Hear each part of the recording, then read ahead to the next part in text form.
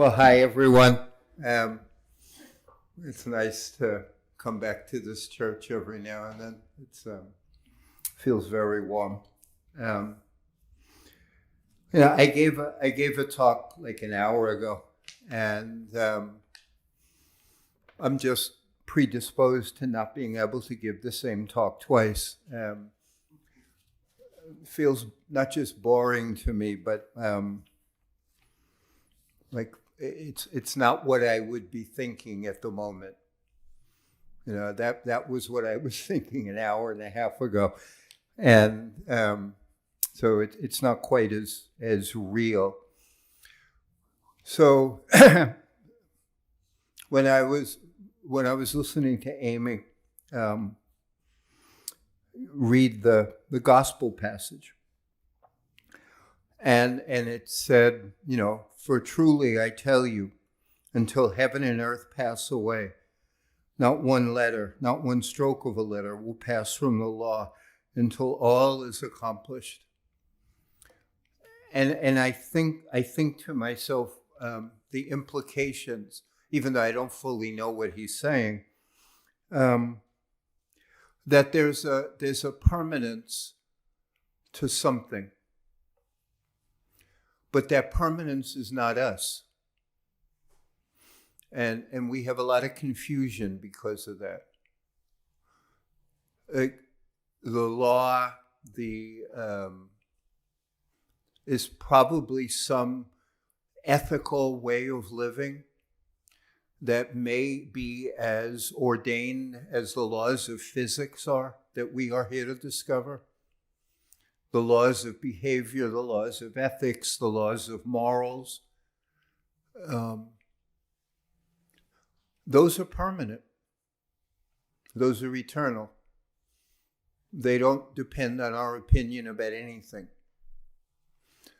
So my guess is some of this is, as long as they are human beings, they will be expected to tell the truth.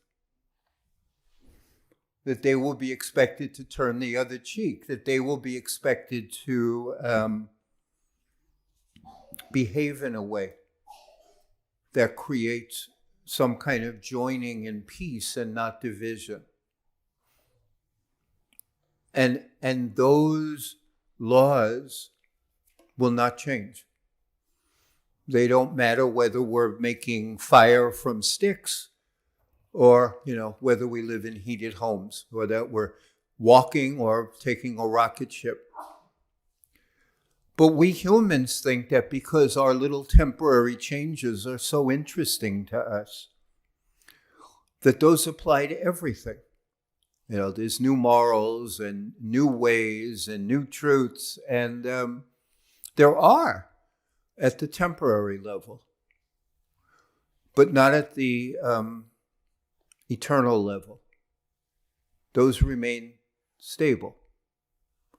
If they didn't, it would be impossible for us to live. Like, we couldn't survive life if somewhere in us we didn't know there was right behavior. We don't follow it a lot, but we know it exists. We know that there are simply things that are more true than others, such as justice, such as kindness, such as love. We know that. Every human that's existed has known that.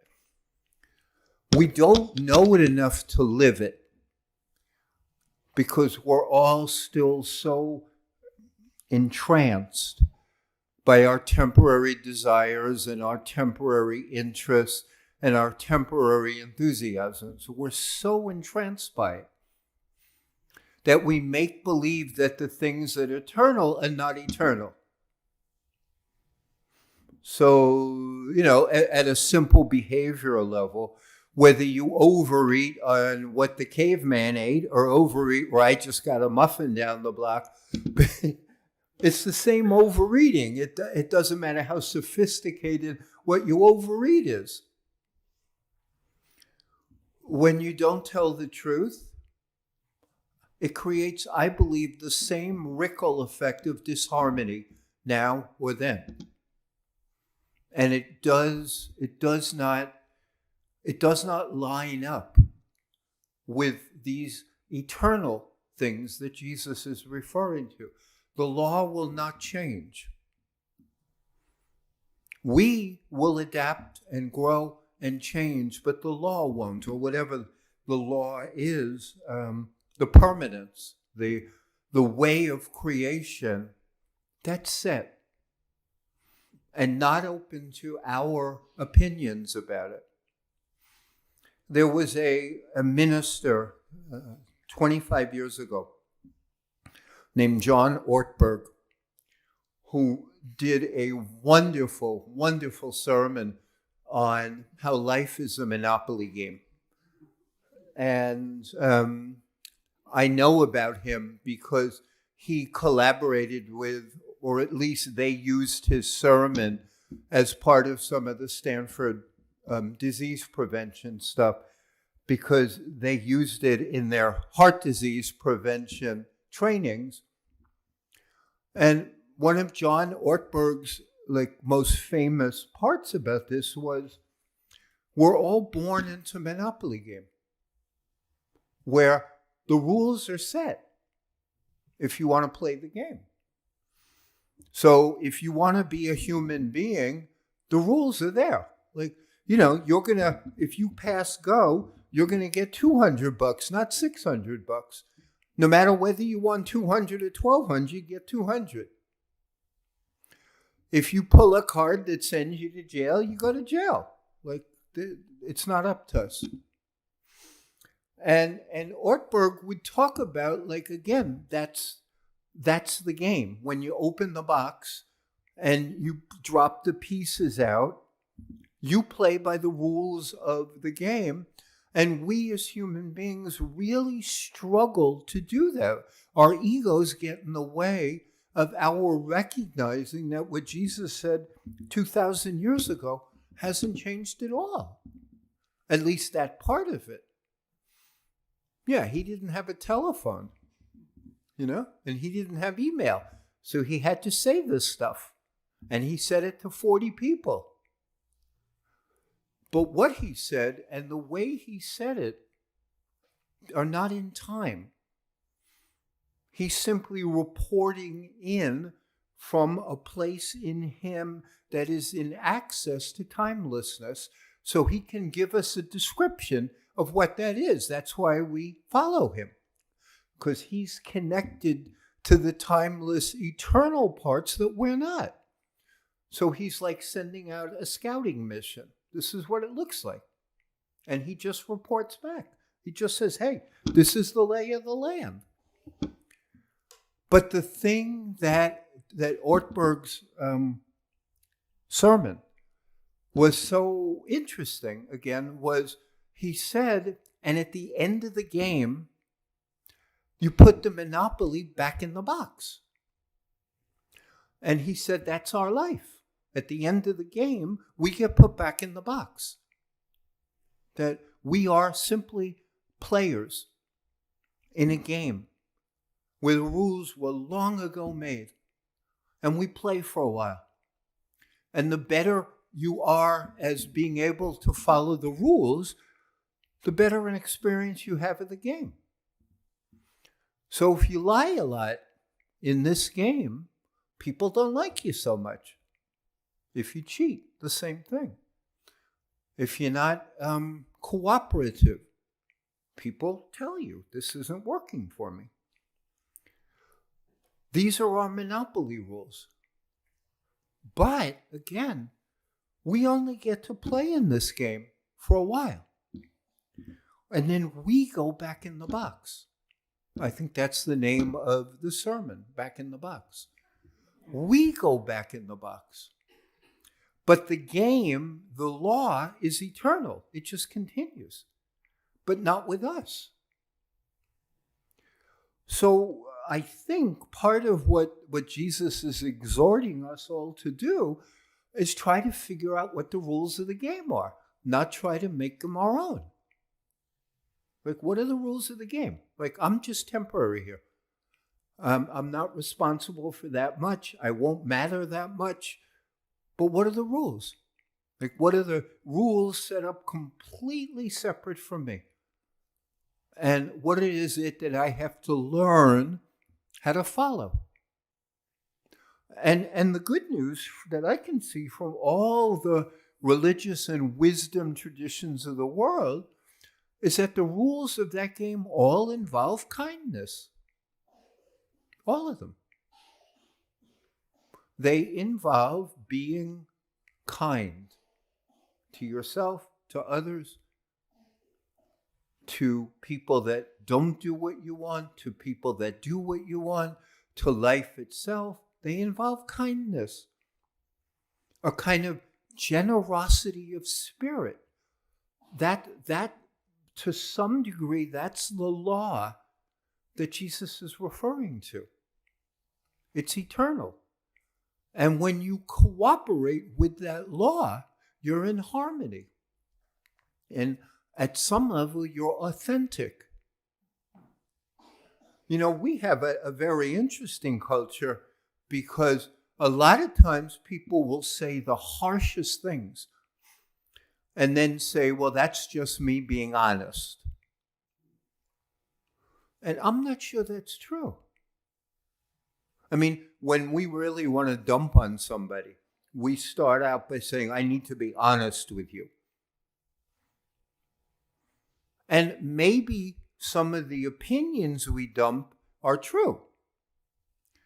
But we don't add to the honest dumping that, oh, by the way, you'll notice I have very little self-control, which is part of the truth. And you'll notice that I tend to judge other people very harshly, but give myself a lot of wiggle to be an asshole. I mean, that's another truth. We give a tiny little definition of honesty, which means I can tell you what I don't like. But that's not the honesty that Jesus talks about. My guess is his honesty has a lot to do with compassion, which is I see you as similar to me. So when I criticize you, I'm going to want to be careful. I'm going to want to be gentle. It doesn't mean I can't criticize you, but there's a bigger law here operating. And so when I say to you what I consider to be honesty, it will reflect my perception of things. So if I believe that I'm in a Monopoly game where the rules were set, then my feedback to you will be more gentle and will be less judgmental and will be more us-oriented. Like, yeah, you screwed up, but I remember screwing up. You know, I remember people talk, just last week, somebody else told me I screwed up. So we're in this together.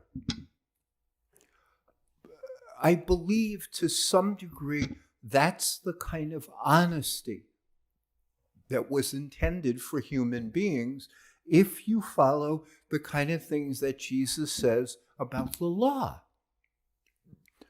Probably another word or some other aspect of this law is karma. What you give, you get. The way you see things is what comes back to you. The karma of it. If you're harsh, you live in a harsh world. If you're gentle and loving, then you perceive more gentleness and loving. And as you give, so you receive. But the essence of this, the essence is, Jesus is, again, I'm taking 20 words. You got to be careful how much extrapolation you make from 20 words, especially somebody who doesn't have a deep history of understanding the Bible. But he's saying in these 20 words, there's something way beyond your understanding that absolutely will not change. Absolutely. Heaven and earth pass away. That's a long time. I mean, most of us won't be there. Not one letter, not one stroke of a letter will pass from the law. So that ain't wishy-washy. That's not maybe. That's not, well, from the best that I see of this, it's got an 82% statistical chance. This is like 100%, folks. I mean, that's his saying. You can take this to the bank. It will not change. And so what that means, mostly for us, is we have to change. That we have to become somebody who can play this game well. And my belief system, separate from anything to do with Bible stuff, is that's what this life is about. Is learning how to play the game properly. Learning how to be kinder. Learning how to be more generous. Learning how to bite your tongue. Learning how to serve others. That's the purpose of this. It is not to have luxuries. And it is not to have much more than our share. Those are not the purposes that the law established. It's to teach us, really. It's to teach us how to live in a way that will fulfill the obligations that whatever it is created, this enormous mystery, set out with its creation. That's what Jesus is messenger of. That I'm here to report to you what it is that whatever it is created me wants us all to behave and be. And that's what that book is to me. That's what the Bible is. It's a report from the front. And we don't hear it well. And we try not to follow it. But underneath all this, Jesus is really saying that is all I'm doing, folks, is telling you how it is. That's all I'm doing. I'm telling you how it is. I'm not making anything up. I'm not exaggerating. I'm not trying to scare you. I'm very humbly telling you how it is. Because I have clearer vision than you do. That's all. I'm telling you. You hired me as a scout. I went out. I surveyed the territory. I'm coming back. Here's how it is. Please follow it to save yourself suffering. That's how in my, hippie psychologies, that's how I hear it. Please use my life to help you figure out how to play the game. I remember, and I'm going to stop in a moment. I remember when I was starting the Forgiveness Project, 25 or more years ago, almost 30 years ago. And I remember there's a Gordon Lightfoot song talking about Jesus. And one of the lines is, they treated him so badly, how could he wish them well? And I remember how that line struck with me like 40 years ago when I first heard it. They treated him so badly, how could he wish them well? And I remember when I was starting to teach, when I was starting to develop the Forgiveness Project, and thinking to myself just a little bit, what could it possibly mean for somebody to be crucified for not doing anything and wish people well? But that's, somebody cuts me off in the freeway and I'm not wishing them well. And Jesus is getting crucified. So there's got to be something to that about how I'm supposed to handle being cut off on the freeway. But that line, they treated him so badly, how could he wish them well? And when I was starting to do this forgiveness work, again, I'm a more non-denominational, I like a lot of religious things and different teachers. But there was that little moments of, wow, Jesus got carried through the town. He got strung up. He got, nailed to a cross. He got humiliated. And he was kind. And it was one of the things that gave me a kind of inspiration to do the work on forgiveness. It's like, okay, so if he can do the super advanced curriculum, I can remind people if someone's late, don't be nasty, or if somebody cuts you off in the freeway, chill. But that line that they treated him so badly, how could he wish them well? That's the kind of simple reminder. To me, that's why we come to church. To get simple reminders of what it is that Jesus is reporting on about how it is. How it is. Anyway, thank you very much.